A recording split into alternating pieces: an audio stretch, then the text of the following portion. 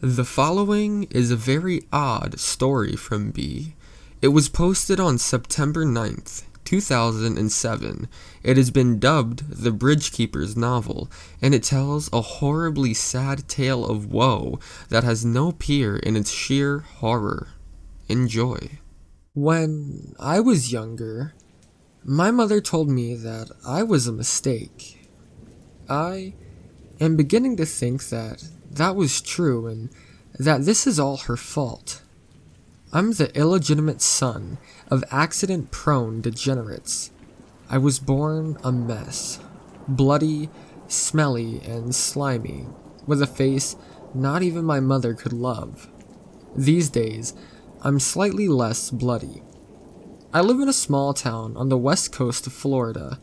I live right on the beach, but it's a developed beach. It caters to tourists. Cheap motels and run-down restaurants and shops that sell suntan lotion and bathing suits line the road as far as the eye can see. There's an endless sea of faces. Red, sunburned faces. People come and people go, but no one is ever dumb enough to stay. Except for me, of course. I work on a bridge. I sit in a tiny booth all day with no air conditioning, the sun hanging high in the air and beating at me through the window pane. The air is so thick with humidity that it slaps my face and calls me rotten names. I sit in this tiny booth all day every day, and I wait for a boat to come. When one does, I pull a lever. Rails come down and the bridge comes up, and the boat passes by. Then I pull another lever, and the rails go up, and the bridge comes down, and the cars continue their monotonous journeys. They could train a monkey to do this job. My boss sometimes laughs at me and says that they already have. A few years ago, some kids were riding their bikes down the bridge. The rails came down and the bridge went up, and all of the cars stopped and spewed their vomit into the air as they chugged in one place. One of these kids got off of his bike and crept under the rail and leaned against the bridge that was in its upright position. It was also my job to stop this sort of thing from happening, but I wasn't much in the mood. Kids will be kids, my grandpa used to say, until they grow up or die. What's the difference? He'd add in. I pulled the lever, and the bridge began lowering, and the kids went crazy with excitement.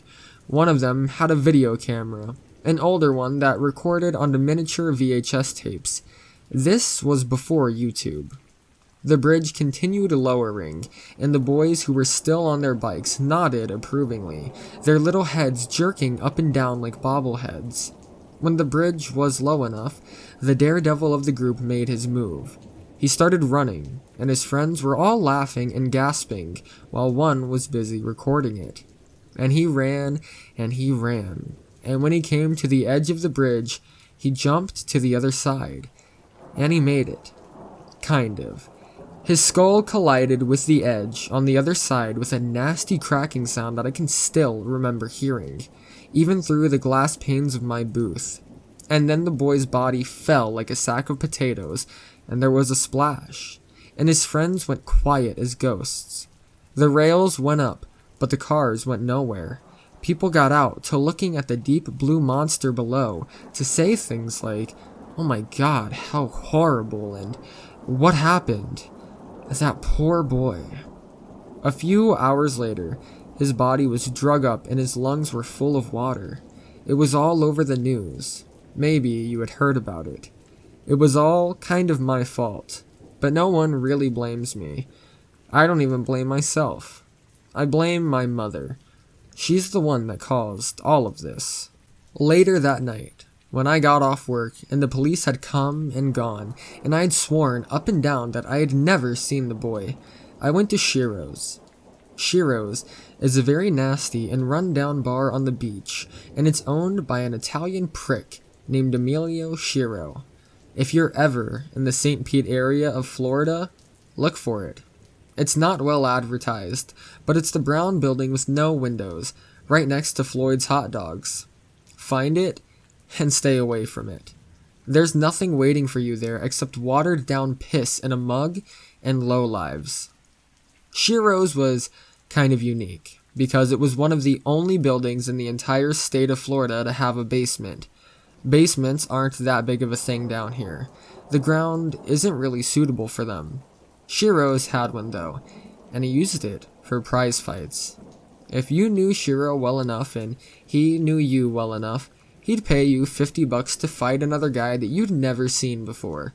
Think of it as a fight club, only without the glory and the bravado. The first rule about Shiro's was no outside alcoholic beverages allowed. That night, I agreed to fight. He paired me up with this huge beast of a man. He was German or Russian or some shit like that. He had a foot on me, and at least 100 pounds, but that was irrelevant in the long run because I didn't go to Shiro's to fight. I went there to get beat up. Think of it as my time to wallow in self-pity.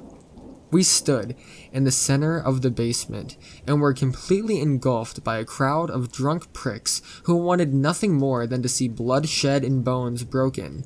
Mine, specifically, seeing as everybody in the joint had bet against me, just as they always do.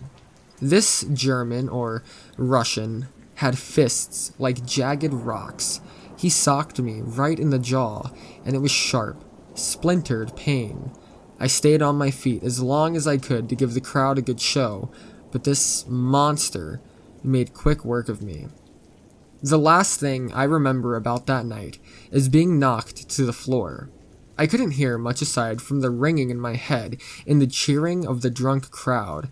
I had a pair of dog tags around my neck. They were my dad's. I stole them before I left. This German or Russian fuck grabbed them, and then, with the side of his boot, kicked them into my mouth, wedging them between my gums and molars. It knocked one of them loose and the other one completely out. He then kicked me directly in the forehead, and that's the last thing I can remember. About that night, anyways. Years ago, I used to race motorcycles at a local track. I was never very good, but I just liked the slight thrill that I derived from it. I remember one day in particular. Throughout the entire length of the race, there was a constant mist on my face. It was overcast out, so naturally I assumed that it was raining. Sprinkling, maybe. At the end of the race, I discovered that my face and my racing uniform was covered in droplets of blood. The racer in front of me had completely worn through his cheap steel-toe boots, and through every turn he was grinding away at his big toe. Blood had been a constant in my life, usually my own, sometimes that of others. I grew up in a trailer, a cage of a house. My father died shortly after I was born. A suicide. My mother says that it was my fault, and she's probably right.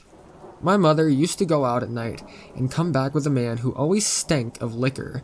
If I was up when they got home, the very pleasant guys would ignore me. Most of them would beat me, following my mother's instruction. If nothing else, this taught me how to take a punch, or a slap, from the more pleasant guys. Pleasant and effeminate are often interchangeable words when describing the essence of a man. I had a best friend when I was younger. His name was Weston, and he lived next door to me. It was a friendship based on proximity. He lived with his grandma, who was very old and very sick, so she rarely got out of bed. He was forced to fend for himself at the age of 8. See, I was lucky. My mother was a horrible person, but she still put food on the table for me and bought me clothes, even if they were from the Goodwill. A boy should always have some place to go, someone to turn to, regardless how horrible that place or person may be. Having nowhere to go can have a toll on a boy. One day, Weston called me outside. I stood on my doorstep and watched him. He had a lawnmower, and he started marching forward with it. In front of him, he had buried 4 or 5 kittens, up to their heads. A neighbor across the street called the police. They came and discovered that Weston's grandma had been dead for 4 days. They took Weston away. He is probably dead now, most likely. When I was 8, My mother sent me to my grandmother's in California for a month. My grandmother was a nice lady, and she was always baking cookies. Looking back on it now, I think it was a coping mechanism. She took me to Disneyland with my grandfather and my aunt, Dolly, who always wore too much makeup. I remember getting one of those really big lollipops, but I wasn't able to finish it. It was very hot that day, but I was enjoying myself quite a bit. My grandmother kept trying to persuade me into going on a particular ride called the Matterhorn. It was a bobsled ride, and it looked way too fast and way too scary for me. My grandmother was a gentle soul, but she had a secret wild side, and she loved rides like that. I think those are the people that you have to watch out for, the gentle souls that love thrills. She wore me down, and eventually I caved in, and we waited in line until it was our turn. I remember, when we finally got on, I was so nervous that I was shaking.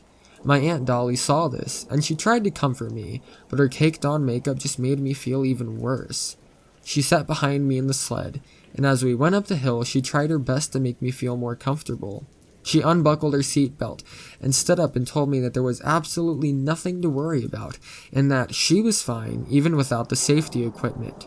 Then she sat back down, and as we went down the hill, she was thrown from our sled into the path of another, and I heard her bones being crushed beneath it. It was suicide. Kind of. And it was my fault. Kind of.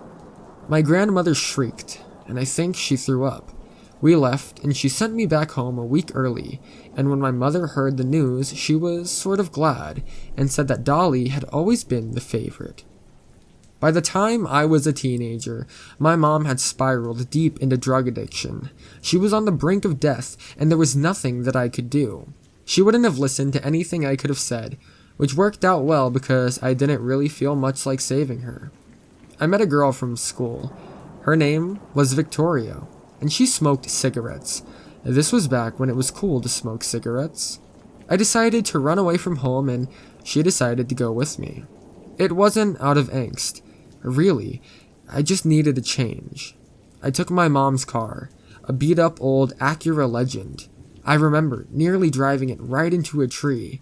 I wasn't a good driver. I blamed it on the fact that I was missing my ring finger. That's another story. I drove with Victoria to the edge of the city. There was this stretch of road that overlooked a steep drop-off, and at the bottom there was a dried-up lake.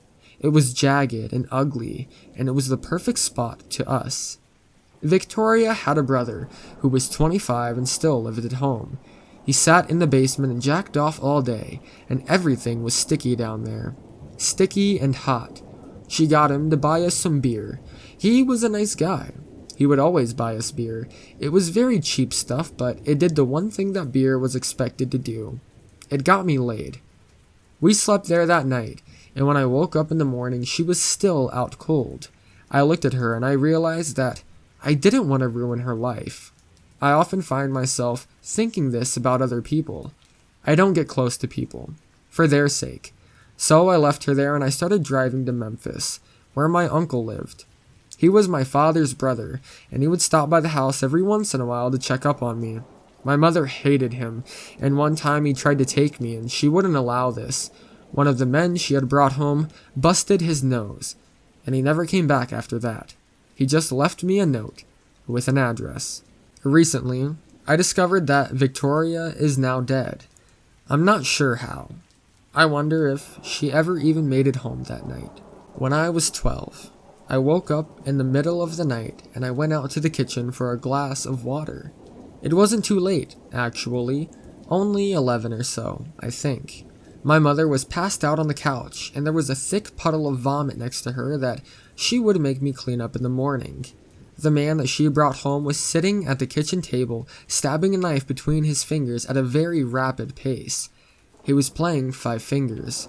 I've grown familiar with the game since, but at the time I was very intrigued. I asked him what he was playing, and he told me. He was one of the pleasant guys. I asked him what would happen if he messed up on accident, and he said, "This," and then slammed the knife into my ring finger. I think he meant to miss and scare me because he screamed a bit and started to panic. as I started to cry. He tried to help. He really did. As I said, he was one of the pleasant guys. He grabbed my wrist and my finger just kind of dangled there. He must have sliced straight through the bone. He panicked some more and just pulled the rest of the finger right off. There was blood everywhere. He tried to bandage it, but that didn't work so well. I ended up going to the hospital and my mother told the doctor that I had gotten a little too worked up while trying to help her prepare dinner. I'm not sure what happened to Jim. Oh, I think his name was Jim. Anyways, he had it tattooed across his forearm in a design so that each letter laid out on a card, an ace. Jim was around for a while, longer, I think, than any of the other men my mother ever brought home. I think this was because she had just gotten into heroin and I think Jim was a steady source. But it bothered me because he never shot up. Those are the people you have to watch out for. The pleasant guys that can get drugs but don't use them. You've got to watch your fingers around them, at least. That much I know for sure.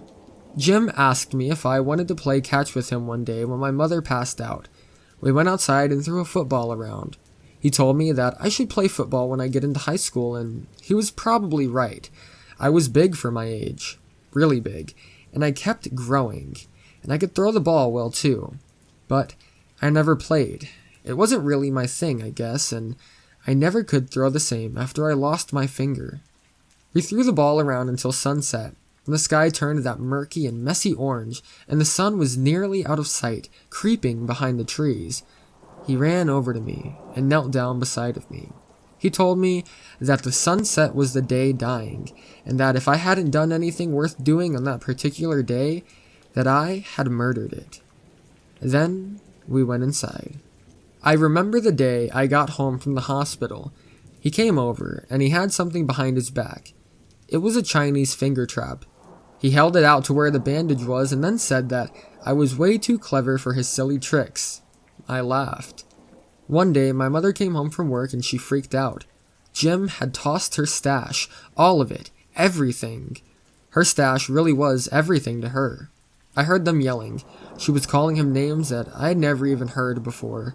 He said something about growing up and settling down, about starting a family, about being a mother so she should act like one.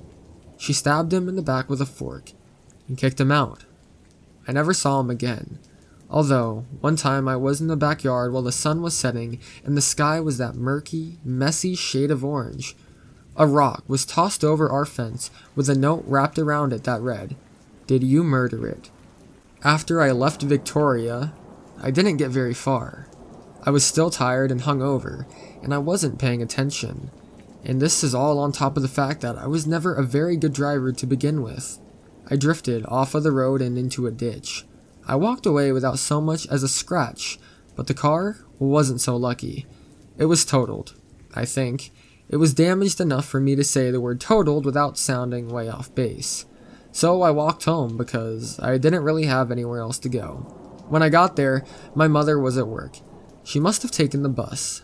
I felt bad about taking her car because I knew how much she hated taking the bus. Then, for a while, nothing really happened. The days kind of just stuck together like pages in an old book, but that didn't really matter because the days were all the same anyways. The only thing that changed was the guy that she brought home. After Jim, they never really stayed very long. Never longer than a week, anyways. She made sure of that. When I was 17, she brought home this guy that really scared me. He had a twitch, but he was the kind of guy that if you looked at it, he would probably take offense, and he was the kind of guy that if he took offense, he would probably break your arms, so I never really made eye contact with him, and I only looked at him out of the corner of my eye. He was very violent. One time, when my mother passed out, he was watching some boxing match. He kept yelling about how much he had writing on it, and when his fighter hit the mat, he threw our coffee table against the wall, and then he stormed off. He stayed a week. Exactly a week. One night. Exactly a week after he had first been brought home, my mother was yelling at him.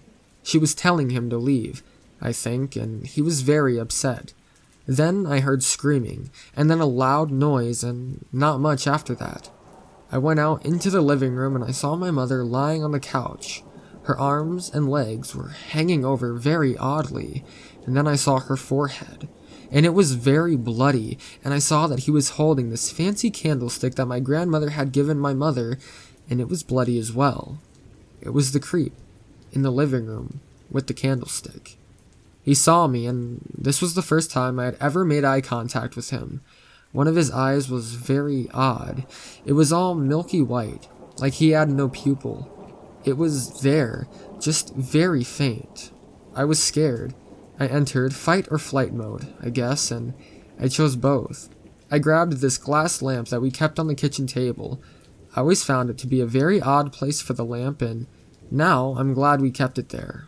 I threw it at him with all of my might. When I lost my finger, it affected my accuracy, not my power, and luckily he was a big target, so even I could hit him.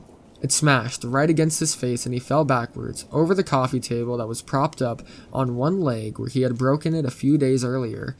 I'm not sure what happened after that because I smashed through the window and I jumped the fence in our backyard as I ran.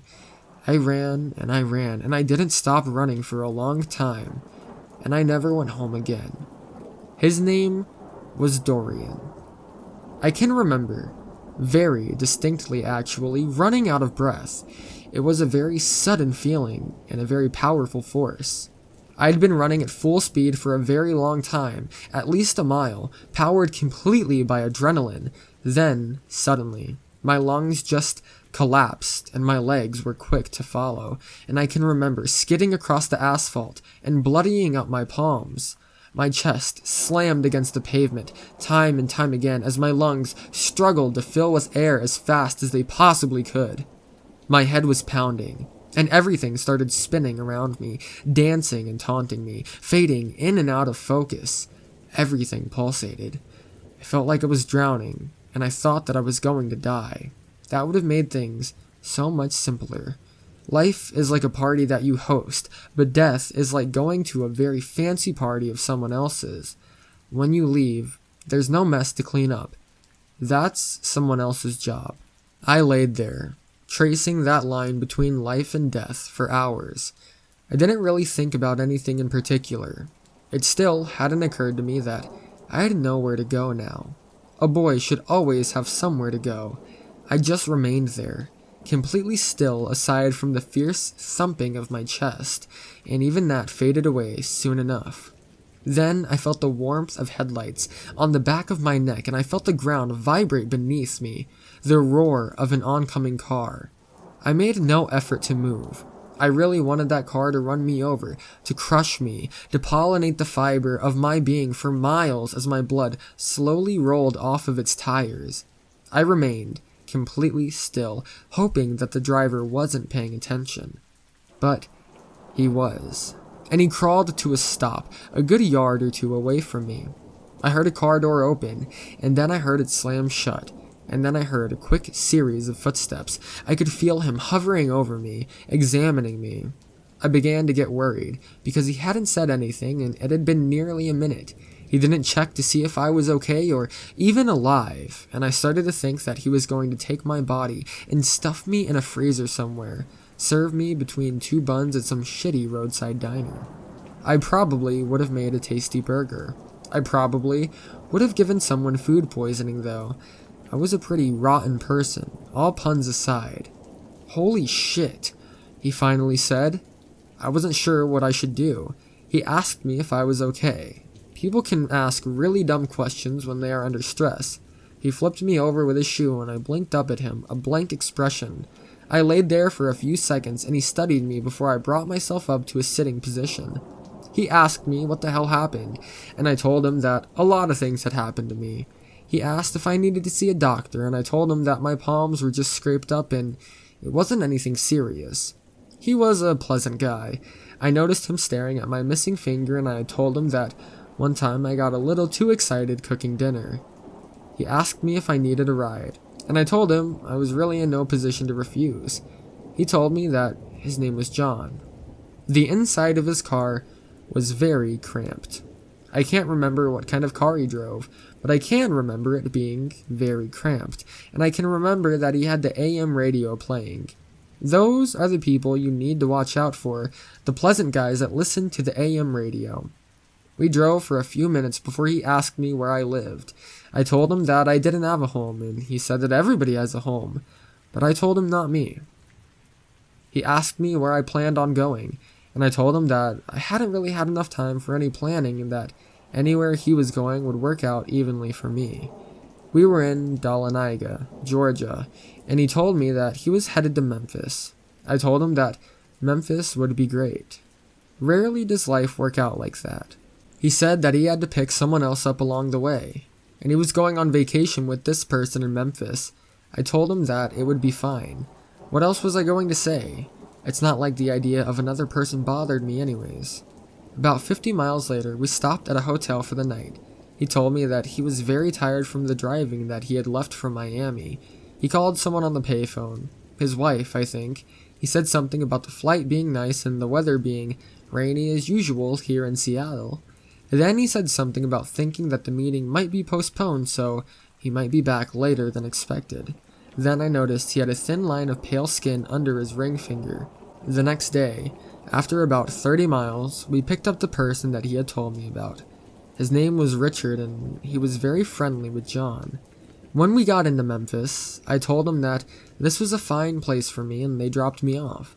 I had never been to Tennessee before. I wasn't sure how I was going to find my uncle's house, but I knew that at this point it was really my only option. I have a tattoo on my left wrist. It says Commodio Cordis. It's nothing fancy. It's just those words. Those are Latin, by the way. I slept on the streets of Memphis, which was really about as glamorous as it sounds. I tried to get an Irish coffee from this bar that was nearby, the Blue Monkey. I wasn't old enough, but more importantly, I didn't look old enough either.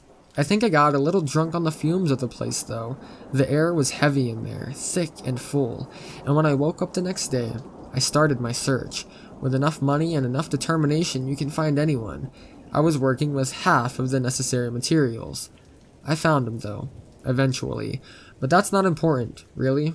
Even if it is, it's another story for another time. My uncle is a swell guy. It is important to distinguish between the pleasant guys and the swell guys. The pleasant guys are the ones you have to watch out for. The swell guys are the guys that watch out for you. He greeted me with open arms, and he made me feel at home. His name was Robert Stoudsworth. He had a beautiful wife, and her name was Jenny. She died a few years before I showed up at his doorstep. It was a car accident, a drunk driver, suicide with an extra unintended victim, most likely. There were pictures of her everywhere, and she looked beautiful. He had a son, too. His name was Derek. Like I said, Robert was a swell guy, but he had skeletons in his closet. Everyone has skeletons. It's just that some people hide them better than others. But that's not important. Not right now, anyways. For now, let's just assume that those skeletons are alive and well and fat. Derek was 7. If you asked him, though, he would tell you that he was 7 3/4. He was a good kid. A swell kid, really. And there was a macaroni picture on the fridge that he made. He played baseball for a small Little League team. He was pretty good, too. Better than all of the other kids. But they all played just to get the snow cone afterwards, so that isn't really saying much. Robert took me to Derek's game a few days later, after I got there. It was a nice day out, and for the first time in my life, I felt relatively peaceful. Commodio Cordis. This one kid made a diving catch in the outfield, and everyone clapped enthusiastically, and his parents jumped to their feet and cheered. I think it was more of an accident than anything else, though. Derek played third base. There aren't really many players made at third base in Little League. In Little League, they only play 3 innings. It was the bottom of the third, and there were 2 outs. There was a boy on the first, and Derek was up, and his team was down by 1. But there was still no pressure because most of the kids were totally oblivious to the score. The parents were very nervous, though. The pitcher pitched, and it was a ball. Derek slapped the bat against his cleats, which I found funny for some reason. Pitch 2, strike. Some boy in the outfield whined about it being very hot. Pitch 3, strike. A man next to me sat with his fists clenched together very tightly, and he didn't make a sound. I think that he was the pitcher's father. Pitch 4. Let me tell you a bit about commatio cordis. Commatio cordis is a rather rare medical anomaly. It translates almost directly to commotion of the heart. Commatio cordis is what happens when the heart's electrical activity is interfered with, which causes arrhythmia. Even when treated immediately, it is still almost always fatal. It occurs when there is impact to the precordial region at a very precise time, a blow to the chest that knocks the heart off beat. Really, any type of projectile can prompt it. It is a very rare occurrence. It almost never happens. Winning the lottery is a very rare occurrence. It almost never happens, but millions play anyways. Things were very quiet at Roberts for a few weeks, maybe months. There were a lot of pictures of Derek around, even more than before. Commatio cordis. When I was younger, I met a man named Jacob. He told me that he was named after the biblical Jacob and that he came from a very religious family. He told me that they went to church every Sunday and that he learned to fall asleep sitting up. He told me that when he was 14, his father built a large cross and mounted it in his backyard. And he told me that when he was 16, his father snapped and crucified his mother on that very cross as a sacrifice to God. He killed her, Jacob told me, while she was sleeping. He took a screwdriver and placed the blunt end perpendicular to her forehead, and with the other hand, he held a hammer. He took a mighty swing and plunged the screwdriver deep into her skull, so much so that it splintered a bit and split ever so slightly, so that a little bit of her brains seeped out through the crack, and then he dragged her out to the backyard, and beneath the glow of the moon, he hoisted her onto the cross with an intricate pulley system he had built. Jacob told me that he had stumbled in a slumber out to the backyard to investigate the source of all this commotion, and he saw her, stretched up upon the cross, illuminated by the moon so that she was a sickly shade of dull gray. A crown of twisted nails, tipped with rust, was stretched across her head and impartially concealing the gaping crevice of her forehead. And then Jacob told me that his father spotted him, and that he approached him very cautiously, and spoke to him with barely a whisper of a voice, and he said to Jacob something about his mother being a brave woman, something about his mother being the strongest woman that he knew. He told him that she didn't deserve this, but she was the only soul strong enough to carry the burden in the world of sin, and that it was God's will, and he was but a meek servant. In the end, I think we are all meek servants. Some of us just refuse to accept it. Jacob told me that his father then went inside and went to bed.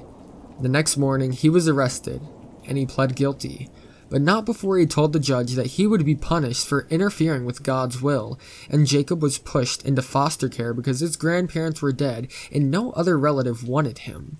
And he spent the next 2 years bouncing from foster home to foster home. This is not where Jacob developed, but rather it was where he was ruined. It is here that his soul was corrupted, and although he has since recovered a bit of his humanity, I can still see remnants of a beast lurking inside of him. And it is this that draws me to Jacob. I met Jacob years ago, at a bar.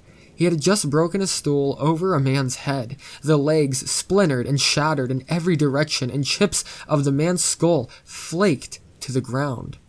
Jacob tossed the stump of the skull that was left to the side and turned to me, casually, and told me that he had really messed up now. And then he said something else, but it was muffled by a fist that had connected with his face, and the 5 men who were at the bar with the unconscious man with stool in his skull that was motionless on the floor began beating Jacob into a bloody pulp.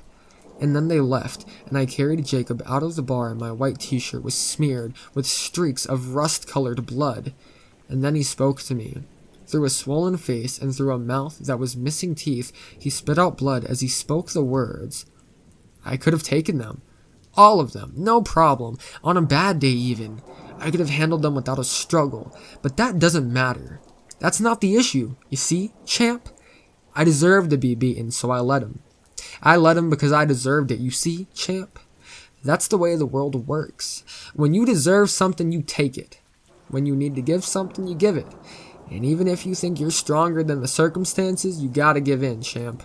Because if you don't, if you fight when you deserve to get beaten, then it will snowball on you. You can beat the circumstances at first, champ, and at first it might seem easy, but it will snowball on you, and the next thing you know, you'll be knee deep. And if you're really, really stubborn, champ, and you're really strong, you can keep fighting, but then you'll be neck deep. The world has a way of catching up to you, of even in the store, and champ, if you make the world go out of its way to make things even, it's gonna punish you even more. Even the strongest guy can't beat the odds forever. He'll just make it worse in the end. And that's why, when you deserve to lose, you lose. It's easier to handle the punches one at a time than all at once, champ. He must have expended all of his energy, because after he called me champ, he passed out cold. And this is the story of Jacob. Hey guys, it's Dova. I just wanted to quickly thank all of my Patreons for supporting me on Patreon. We've passed 100 patrons, which is absolutely insane and something that I never thought I would ever see in my life, honestly. Anyways, as for Patreon as well, if you're looking for more information on the Storybro situation, long story short, it's only available on Patreon now. If you'd like the full details, there is a video down below explaining everything. Anyways guys, thanks so much for watching, I hope you enjoyed this video, and as always, I'll see you in the next one.